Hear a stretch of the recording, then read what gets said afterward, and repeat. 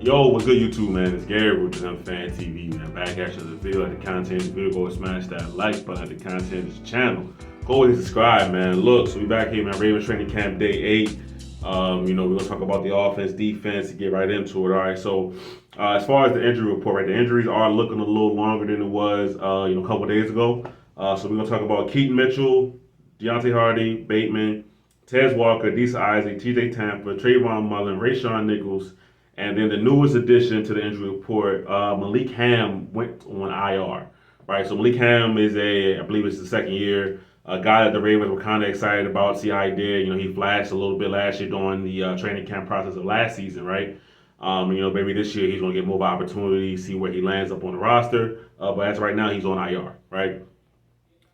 Bateman, that there might be holding on for precautionary reasons. We'll see what happens there. Tez Walker, not sure. And Deontay Hardy, John Harbaugh, I think is not worried about that one either. So, we're not seeing anything serious right now. I say the only serious guys we have, the guys that have been on PUP, your Disa Isaac, Keaton Mitchell, Trayvon Mullen with the shoulder injury that might be serious. We'll see what's happening with that. And then now Malik Ham on IR, right? And TJ Tampa is slated to come back soon, so maybe we'll see him next week or the week after that. So, some injuries here, but Ravens are working through it. It's not as bad as it has been in years past. Hopefully, it stays that way, and the Ravens can enter the regular season as close to fully healthy as possible. Right? All right, cool. Let's get to it. So we want. I think that today was another day where the offense had a really good day, and so we're going to start with the defense and get to the offense last. Right? So with the defense, they said that Roquan. I almost called him Andrew Wiggins.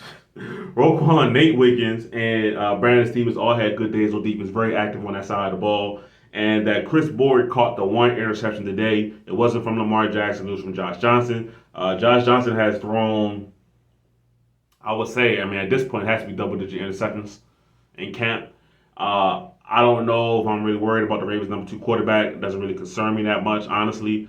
But because if Lamar gets injured, I'm not expecting Josh Johnson to save the day or any other backup quarterback to save the day anyway. So the Ravens, quote unquote, getting better at backup quarterback. I don't really see the purpose of it, honestly. So we're just going to ride with Lamar. Lamar stay healthy, which I have full faith he will. I'm good with that, right? So, but yeah, Josh Johnson has thrown a lot of interceptions. He hasn't been all bad, obviously. He's had good plays here and there, but he's thrown a lot of picks in training camp, and we're only a week and a half in. So I would say it probably is in the double-digit range for Josh Johnson. All right. But offense, right? Offense, much improved once again. I had another great day since Lamar Jackson has come back, since he's been the captain of the ship. The offense has been consistently putting up good days, right? And that should be nobody's surprise, right? Lamar Jackson won MVP last year. This is his second time winning MVP. We expect that from him. We expect that from his offense, right? So let's talk about some of the guys that have good days, right? Isaiah Likely with another strong day. He continues to be overall just completely involved in the offense, right? I think the Ravens are going to do a lot with him and Mark Andrews on the field at the same time. And yes, having multiple tight ends can work. Yes, having multiple guys who are weapons at tight end can work. Not worried about it, right? Run game has some good moments. So what I take from that is not really about the Derrick Henry, Justice Hill aspect of it. Is that the offensive line is getting some push, right? The offensive line, I believe, they'll still have their way and be able to run block just fine. Can they pass block? That's something that still remains to be seen. But I'm glad that they're getting some push in the run game, right? That's good, okay? And really, the star of the show today was Mark Andrews, right? Isaiah Likely had a big day yesterday, still had a good day today, but the biggest day today goes to Mark Andrews, right? Multiple grabs all over the field. Also had a full extension touchdown grab from Lamar Jackson, right? That made the crowd go wild, right? So Mark Andrews is not going to be a forgotten part of his offense. I believe he's still going to be very, very involved, right? It can work. Once again, I'll say it again. It can work with multiple tight ends being main guys in an offense. It can work if you do it properly, right? There are teams in the NFL that play with bigger personnel. You can do this, right? 49ers play big. The Lions play big. If you look at Miami, I know Miami has a reputation of being a speed team. They are very, very fast, but they play with a fullback on the field a lot of the time, right? Not necessarily multiple tight ends, but they still play with bigger personnel on the field, right? So this can be you can do that and have an explosive offense is my point, right? So the Ravens, I see them going along that same vein. Okay. Then there was a play by Lamar Jackson. I think this might have been a touchdown pass to Mark Andrews actually, where Lamar Jackson has multiple rushes coming at him. I believe one of them is Travis Jones, although it might be a Owe, right, coming at him, and he still sidearmed the ball 20 yards into the end zone. They said basically he really couldn't even see around the rush because it was up on him, right? Still completed a pass for a touchdown, right? So Lamar Jackson making wild plays, right? He's being the quarterback, the leader, everything that you want Lamar Jackson to be, he's doing that in training camp. And it's crazy because, I'm going to say it's crazy because it's kind of expected, but I mean, for Lamar Jackson to go through the illness he went through, right? Stomach bug, whatever you want to call it, take him out for multiple days, missed the whole first week of practice.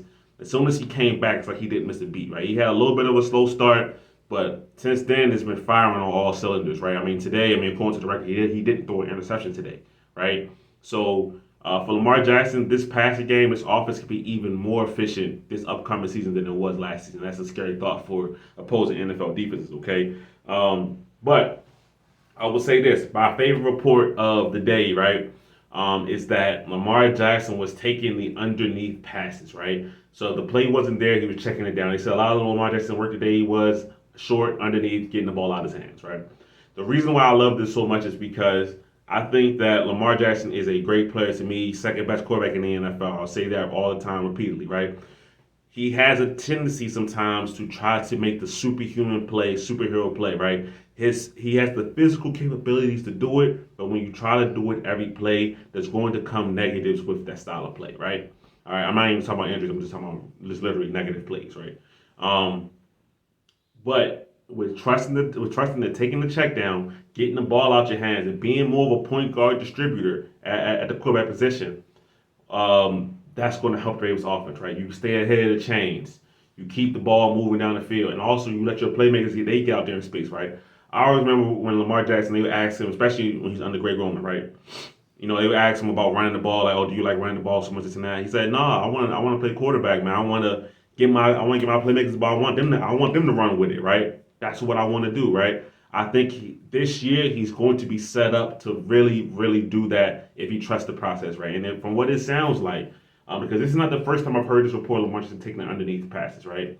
If he trusts this process, takes the underneath, takes what the defense is giving him, the Ravens could be really, really good, right? If you want to talk about, to me, one of the things that pains Lamar Jackson in the playoffs, well, the Ravens do a lot of things that don't help themselves in the playoffs. So let's start right there. Run game, all that kind of stuff, right? But if we're just talking about Lamar Jackson in particular, right? He tries to put too much on his shoulder, right? On his shoulders. If you just let the game come to you, take what the defense is giving you, those big plays are going to come and it's going to happen. The next thing you know, you're going to explode in the playoffs, bro. So for me, it starts right now, and I love to hear the fact that Lamar is taking what the defense is giving him and trusting the process, right?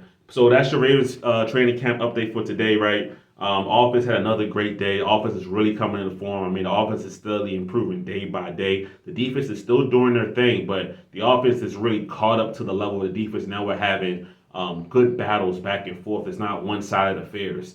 It's a real battle going back and forth, right? Lamar Jackson has definitely evened the playing field. He's playing like the best player on offense, which we know he is. So that's a beautiful thing to see. And I'm happy to report about it, man. So definitely leave your thoughts, your comments down below. Don't forget to like, comment, subscribe, man. But it's Gary Root, Fantasy TV. I'm out.